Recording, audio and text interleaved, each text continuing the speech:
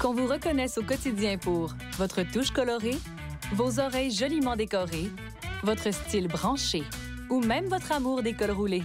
Votre identité est unique et elle vous permet d'accéder aux services en ligne du gouvernement du Québec en quelques clics. Le service d'authentification gouvernementale, c'est simple, rapide et sécuritaire. Créez votre compte dès maintenant.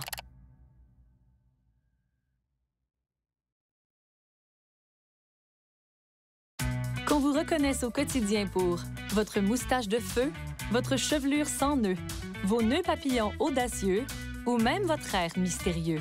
Votre identité est unique et elle vous permet d'accéder aux services en ligne du gouvernement du Québec en quelques clics. Le service d'authentification gouvernementale, c'est simple, rapide et sécuritaire. Créez votre compte dès maintenant.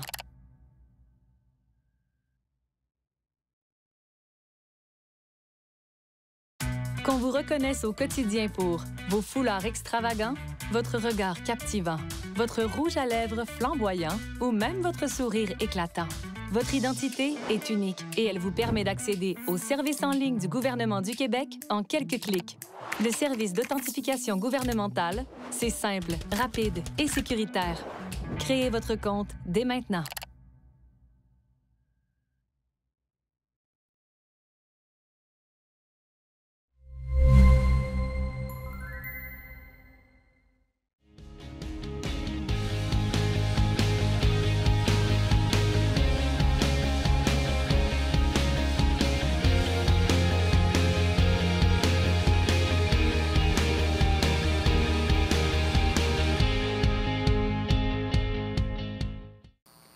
Il y a au Québec des milliers d'entrepreneurs.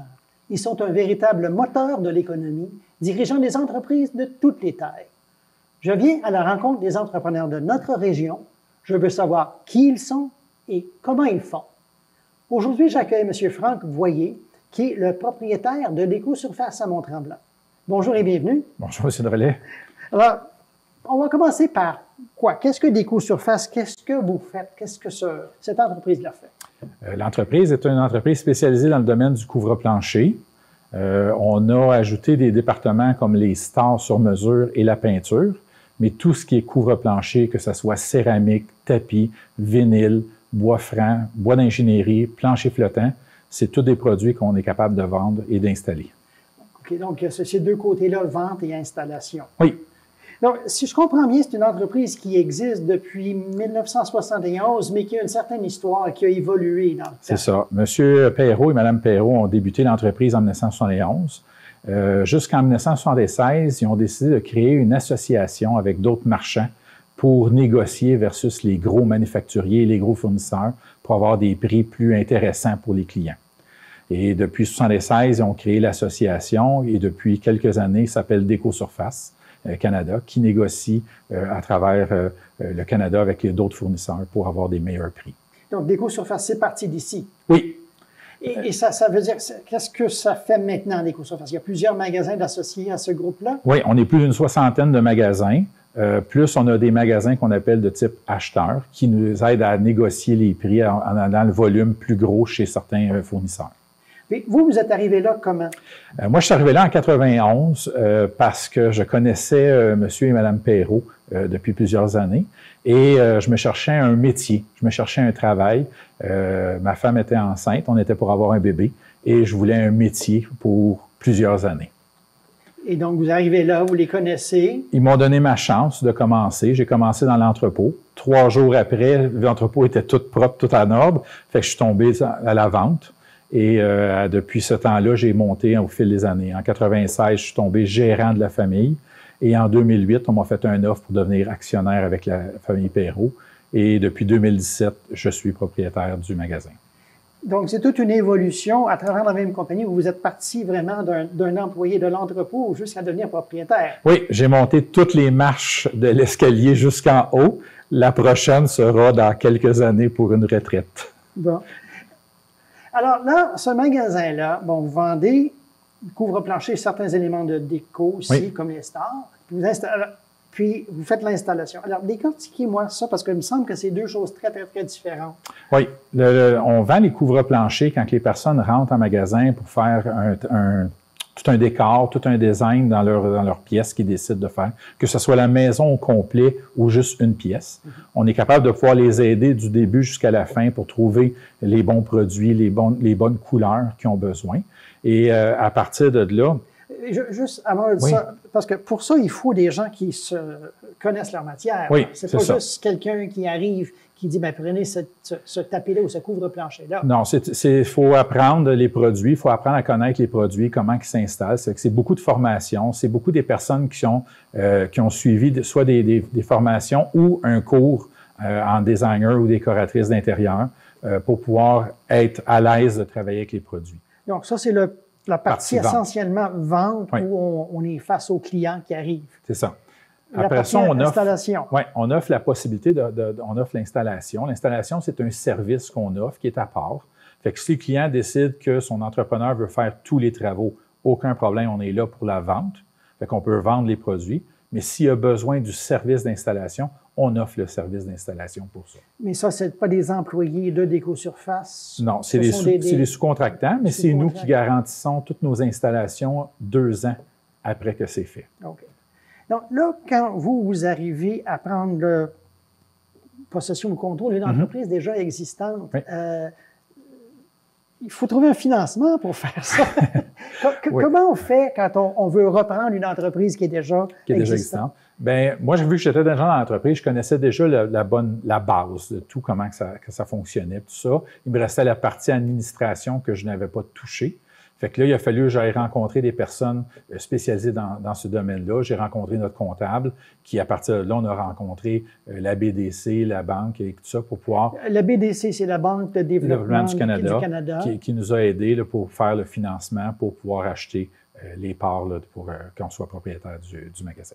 Donc, il y a des démarches à suivre. Il faut trouver un financement. C'est pas parce qu'on va vider son propre compte de banque. Non. Il y a des moyens. C'est parce que des fois, je pense qu'il y a des gens qui ne savent pas qu'on peut aller chercher de l'aide. C'est ça. Mais ça prend un plan d'affaires. Moi, j'ai fait un plan d'affaires établi sur 5 ans, comme quoi que j'allais engager un employé par année, que j'allais augmenter le chiffre d'affaires de 5 à 10 % par année.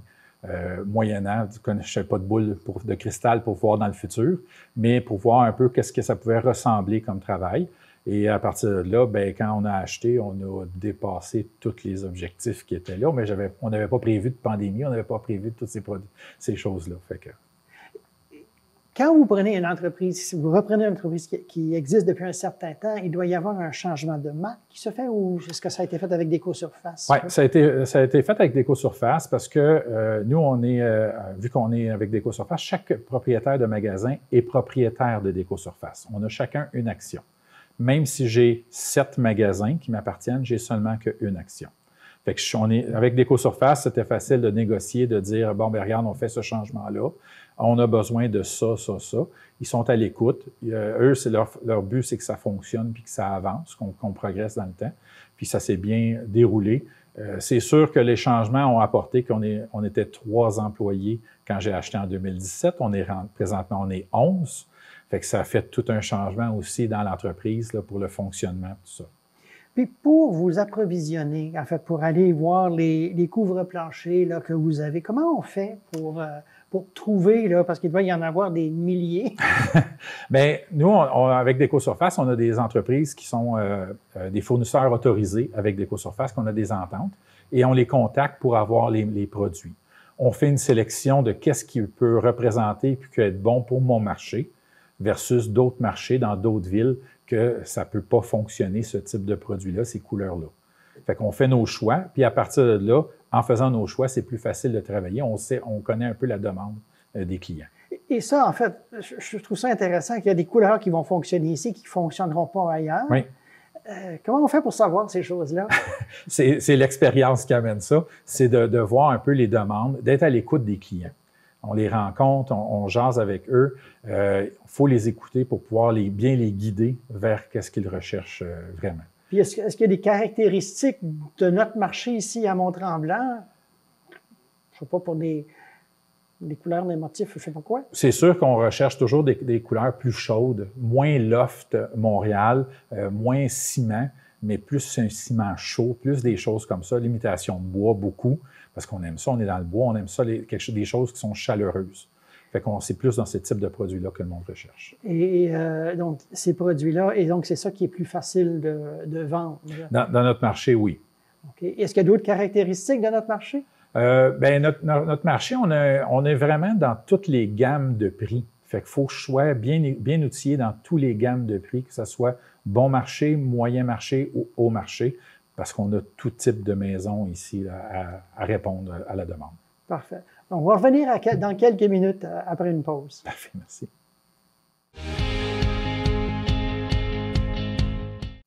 Me voici de retour avec M. Franck Voyer, qui est le propriétaire de Déco Surface à Mont-Tremblant. Alors, bonjour. Bonjour. Je voudrais parler un peu de votre cheminement d'entrepreneur. Vous avez dit que vous avez été chercher l'emploi au début parce qu'il vous fallait un job. Oui. Mais c'est pas toutes les personnes qui sont embauchées qui ont cette fibre-là d'entrepreneur. Vous, comment c'est apparu? Comment vous voyez ça? Vous décrivez ça? Bien, c'est arrivé par un pur hasard. On m'a donné ma chance. M. Perrault m'a donné carte blanche de fonctionner dans le magasin comme si c'était à moi. Fait que chaque chose que je voulais faire, il fallait toujours, je pense, hey, si je suis propriétaire, est-ce que je ferais ce changement-là, cette chose-là, cette action-là? Fait que de cette façon-là, j'ai toujours pensé pour le magasin comme si c'était à moi, tellement que pendant plusieurs années, le monde pensait que le magasin m'appartenait. OK. Mais cette notion-là de penser comme un propriétaire, c'est pas donné à tout le monde. Là. Non. Qu'est-ce que vous avez chez vous?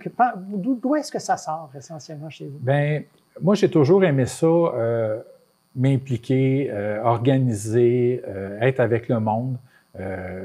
J'ai organisé plusieurs activités, dont des retrouvailles à l'école, puis tout ça. J'aime ça organiser, j'aime ça être en contrôle de mes choses. Je peux pas contrôler à la maison, mais je peux contrôler au travail. Donc, cette notion-là de pouvoir contrôler et diriger, oui. Vous avez cette fibre-là. Oui. Et donc, c'est ça qui est sorti, donc en étant gérant ou propriétaire d'un magasin. C'est ça. Puis, ça m'a donné aussi l'opportunité d'être à l'écoute de ce que mes employés ont à me dire pour les satisfaire et écouter que des fois, ils ont des meilleures idées que moi. Ça, je trouve ça important de le souligner, c'est cette notion d'écoute-là. C'est important parce qu'on dit toujours, quand on est trop proche de la forêt, on ne voit plus les arbres. Mm-hmm. Mais c'est ce qui m'arrive des fois, c'est que je ne suis pas assez présent au plancher parce que je suis dans les soumissions, les questions administratives. Fait que j'ai besoin de l'aide de tout le monde. Et les clients aussi, des fois, je présume? Oui, parce que des fois, eux aussi nous apportent une idée. « Oh, regarde, j'ai vu ça à telle place ou j'aimerais ça que tu fasses ça comme changement. » Et on regarde pour faire les changements en conséquence. Parlez-moi d'une journée typique. Une journée typique. Bien, premièrement, j'arrive au magasin puis je passe toujours par l'entrepôt quand j'arrive à tous les jours. L'entrepôt est derrière? Derrière le magasin. Oui. Je passe par là pour voir toutes les commandes, voir tout notre stock, voir si tout est correct, s'il n'y a pas des choses à ranger, tout ça. Parce que la sécurité est une chose importante pour moi. J'ai besoin de tout mon staff au complet. Je ne peux pas me permettre de perdre quelqu'un. Fait qu'il faut, quand vous dites, comme mettons, un accident de travail ou des choses comme ça. Fait que moi, je suis toujours à faire le tour avec les employés, tout ça, m'assurer que tout est correct. Je dis bonjour à tout le monde. Ça, c'est important pour moi. Tous les matins, il faut dire que tout le monde se dit bonjour. Et après ça, c'est le travail. Là, je vais voir les courriels. S'il manque un employé, je vais sur le plancher pour pouvoir servir les clients. Parce que j'aime toujours ça, servir les clients, puis toujours être sur le plancher le plus possible. C'est ma base, c'est ce que j'ai été le plus longtemps. Et j'aime encore ça. Fait que c'est toujours trouver les réponses à tout pour qu'est-ce qu'on me pose comme question. Donc, vous passez la journée. Est-ce que votre journée de travail finit à 5 heures? Oui. Elle dépasse souvent 5 heures. Des fois, c'est 6. Maintenant, j'essaye qu'elle se termine vers 6 heures. J'essaye de ne plus dépasser parce qu'avant, ça dépassait trop tard. Et la fatigue vient qu'on est moins performant le lendemain. Fait que j'essaye de terminer vers 6 heures environ. À l'intérieur de tout ça, qu'est-ce que vous aimez le plus? Qu'est-ce qui vous allume le plus? Bien, de servir les clients. Ça m'allume dès qu'il y a un nouveau client qui rentre, demander comment il nous a trouvés, c'est quoi les références. C'est souvent par référencement que ça fonctionne. Fait que ça, j'aime ça. Fait que ça, j'essaie de répondre à leurs besoins et d'aider les autres employés aussi. Des fois, ils ont des questions que, oups, ils n'étaient pas prêts à cette réponse-là ou à cette question-là, plutôt. Fait que là, il faut que je puisse les aider. C'est un travail d'équipe. dans l'entreprise. Puis qu'est-ce que vous trouvez le plus difficile? Le plus difficile, c'est sûr que le marché est difficile parce que tout est accessible partout sur Internet. Fait qu'il faut toujours être à l'affût, toujours être prêt à répondre à tout, suivre beaucoup plus de formations que dans le passé parce que les produits changent régulièrement. Fait qu'il faut être prêt, il faut être à jour. Et ça, comment on fait pour être à jour? Nos fournisseurs sont très à l'écoute parce qu'ils ne veulent pas qu'on magane leurs produits ou qu'on dise pas la bonne chose par rapport à leurs produits parce qu'on est responsable. On est une entreprise locale qui a plus de 50 ans qui est présente. S'il y a quelque chose, on fait juste ouvrir la porte du magasin, on rentre et on est là. On ne joue pas à cachette derrière un ordinateur qu'on c'est pas grave, c'est pas mon problème. Est-ce que vous avez des petites histoires que vous pourriez raconter, des petites anecdotes qui pourraient illustrer c'est quoi les défis d'un entrepreneur? J'en ai plusieurs anecdotes, mais on va essayer de garder ça contingenté pour pas étaler trop loin. Il y a des journées que je m'aperçois qu'on est juste un ou deux dans le magasin parce qu'il y a plusieurs personnes qui sont absentes pour des raisons de maladie ou des choses comme ça. Fait que là, il faut être présent, puis il faut se retrousser les manches, puis donner le 100% au client parce que le client, lui, n'a pas besoin de savoir qu'il manque quelqu'un. Il veut être servi, puis il rentre dans ton magasin. Il nous donne un privilège de venir dans notre magasin au lieu d'aller ailleurs. Fait qu'il faut le servir comme un bon client. Ça, c'est un exemple de choses, mais je sais pas, est-ce que vous êtes arrivé des choses où, je sais pas, on avait envoyé la mauvaise couleur de couvre-plancher? C'est déjà arrivé à quelques reprises. On a déjà eu 3 clients qui s'appelaient M.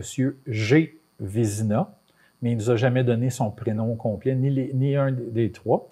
Et il y en a 2 qui étaient dans un même type de condo à Mont-Tremblant, qui étaient dans la même bâtisse, fait que les mêmes designs, les mêmes quantités de pieds carrés de tapis.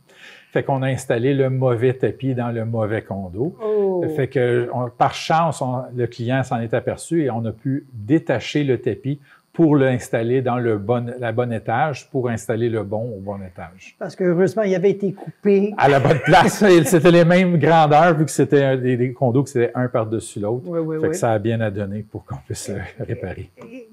Qu'est-ce qui passe par notre tête quand on se rend compte de quelque chose comme ça, d'un pépin comme ça? Il faut être en mode actif pour pouvoir trouver des solutions rapidement. Parce que le client, lui, on est toujours les derniers à passer dans la rénovation ou dans la construction neuve. Tous les autres corps de métier sont déjà passés. Fait que nous, c'est la fin. Fait que quand il se termine, les meubles arrivent et le client rentre. Fait qu'il faut que ça soit le plus vite fait possible pour pouvoir mettre ça à jour. Avant, je reviens un petit peu en arrière dans votre vie, mais avant, là, vous êtes arrivé là, dans ce magasin-là. Qu'est-ce que vous faisiez avant? Moi, je travaillais dans la maintenance dans des hôtels à Tremblant pour le déneigement, pour les réparations, toutes ces petites choses-là, l'extérieur, le gazon, tout ça. Fait que des jobs physiques. Des jobs physiques. Oui. Puis qu'est-ce qui a fait en sorte que vous avez voulu, en fait, à part le besoin de subvenir aux besoins d'une famille, là, mais qu'est-ce qui a moi, fait? je cherchais un métier. Moi, j'ai essayé d'aller au cégep. Ça n'a pas fonctionné. J'ai fait 1 semaine et je me suis aperçu que je n'étais pas un gars pour rester en arrière d'un banc d'école. J'étais un gars de plancher. Il faut que je sois actif, il faut que ça bouge. Fait que j'ai eu l'opportunité avec les Perrault qui m'ont offert cette job-là qui est encore là depuis 33 ans. Et un gars de plancher, en fait... Oui, c'est le bon jeu de mots. C'est probablement exactement le bon jeu de mots. Écoutez, on va revenir dans quelques minutes pour parler un peu plus longuement des défis d'un entrepreneur. Puis, j'ai hâte de vous entendre parler de ce sujet-là. À très bientôt. C'est bon.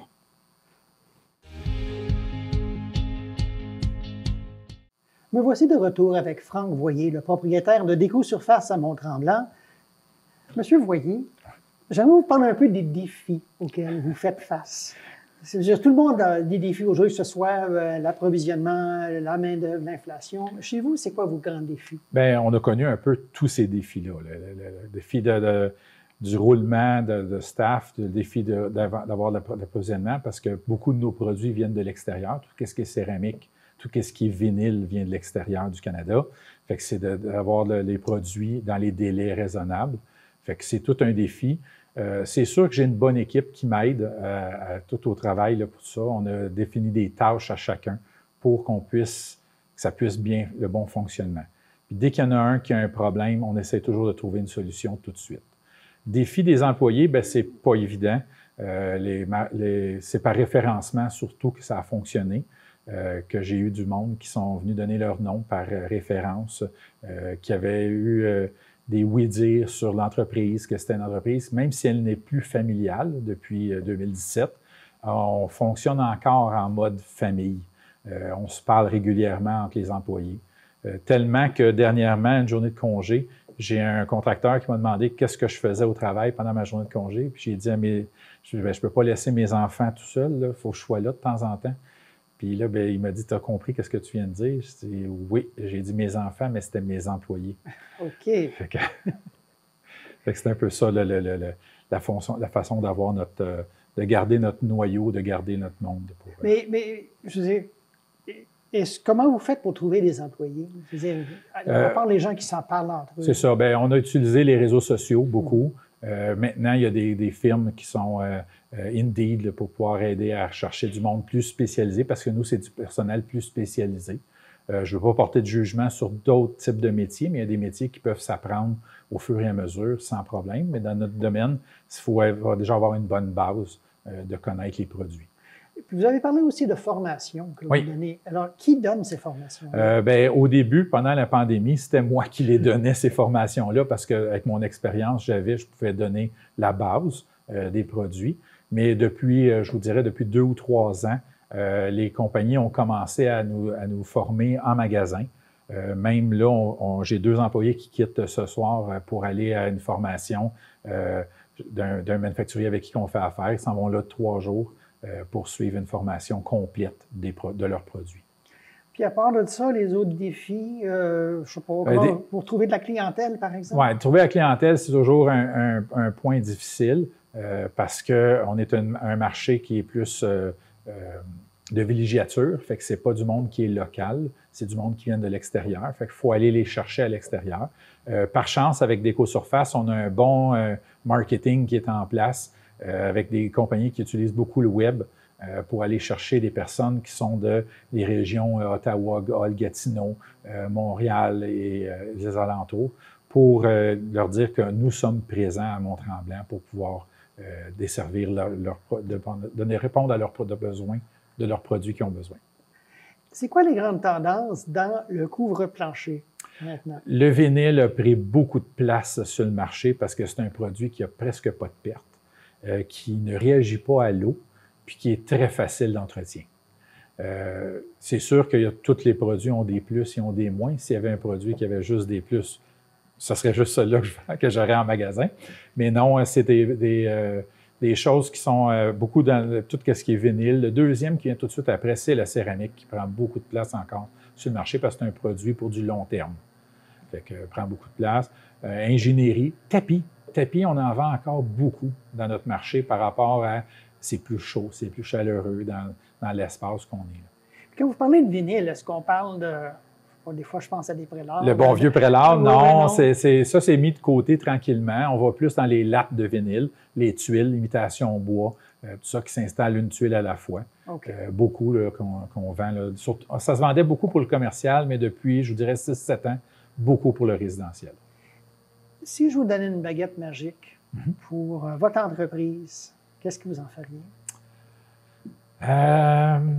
C'est une bonne question. J'étais pas prêt.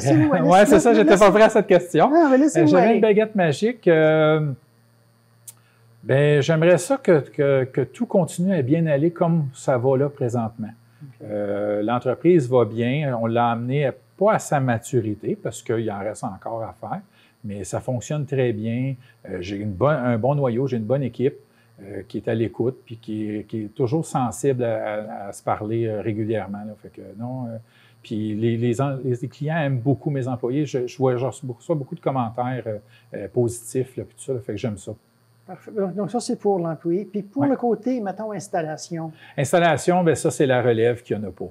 Malheureusement, c'est tous les métiers physiques. C'est difficile. La plupart des installateurs ont 57 ans de moyenne d'âge. Fait que c'est plus âgé, il n'y a pas de relève dans ce type de... C'est difficile dans les prochaines années. Oui, OK. Comment on va faire face à ça? Ben là, les compagnies, en utilisant les lattes de vinyle et des choses comme ça, c'est des choses qui peuvent être installées par soi-même, pour utiliser le bon terme en français. Fait que souvent, les clients peuvent s'installer ça eux-mêmes plus facilement. Mais il faut penser que la plupart des produits qui sont vinyles ou céramiques viennent d'Europe ou d'Asie. Mais en Europe, ils ont déjà ce problème-là d'installateurs. Fait qu'eux autres sont déjà en mode actif pour pouvoir régler ce problème-là le plus vite possible. Donc, vous êtes en train de me dire que peut-être qu'on va voir un changement dans des matériaux qu'on va utiliser dans nos maisons parce qu'on va manquer de main-d'œuvre pour installer? Oui. On le voit déjà. Des compagnies, je peux nommer Schluter, je peux nommer Mapi, ou même XL Flooring, c'est des compagnies qui sont déjà en avance par rapport à nous pour des produits qui s'installent plus facilement par nous-mêmes. J'ai même une employée qui a fait un test pour installer un produit d'elle-même. Elle dit « Mon Dieu, c'est donc bien simple. » Bien, c'est ça. C'est ce qu'ils sont en train de te faire pour que ça soit plus simple. Donc, ça aussi, c'est une tendance, oui, cette notion-là de produits qu'on pourrait installer nous-mêmes. Ouais. Puis, si vous avez des conseils à donner à des jeunes personnes, mettons votre jeune vous. Faut quand on signe en bas pour dire comme quoi qu'on va devenir propriétaire d'une entreprise, il ne faut pas s'arrêter au premier problème qu'on a. Il faut trouver des solutions et passer à l'autre. Parce que des problèmes, il va toujours en avoir, il va toujours avoir des défis. Fait qu'il faut trouver des solutions puis ne pas lâcher. Pas avoir peur de faire des heures, ne pas les calculer, ça ne donne rien. C'est après, quand on vit, c'est comme tout projet, quand on a avancé dans le projet, on regarde et dit « Oh mon Dieu, que je suis content d'être rendu. Où est-ce que je suis rendu? » J'ai bien fait de continuer. Donc, au début, c'est difficile. C'est difficile. Oui. Mais on apprend. Oui. Vite. Vite. Quelles sortes de caractéristiques ou de traits de personnalité qu'il faudrait?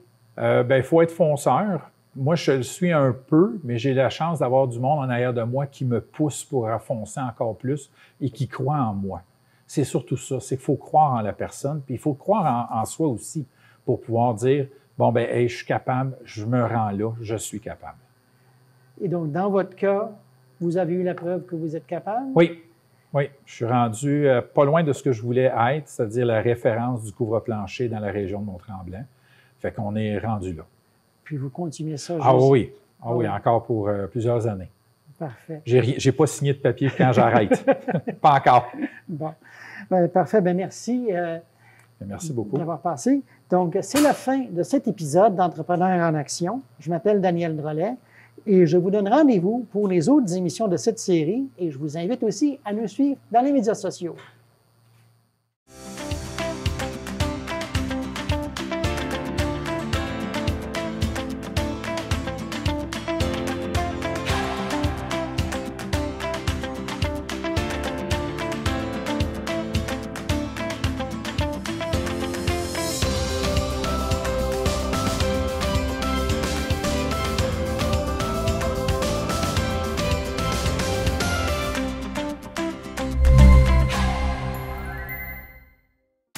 Qu'on vous reconnaisse au quotidien pour votre touche colorée, vos oreilles joliment décorées, votre style branché ou même votre amour des cols roulés.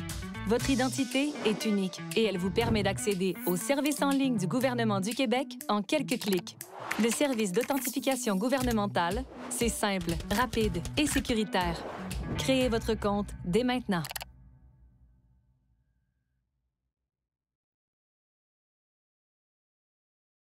Qu'on vous reconnaisse au quotidien pour votre moustache de feu, votre chevelure sans nœuds, vos nœuds papillons audacieux ou même votre air mystérieux.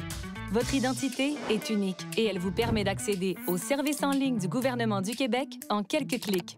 Le service d'authentification gouvernementale, c'est simple, rapide et sécuritaire. Créez votre compte dès maintenant.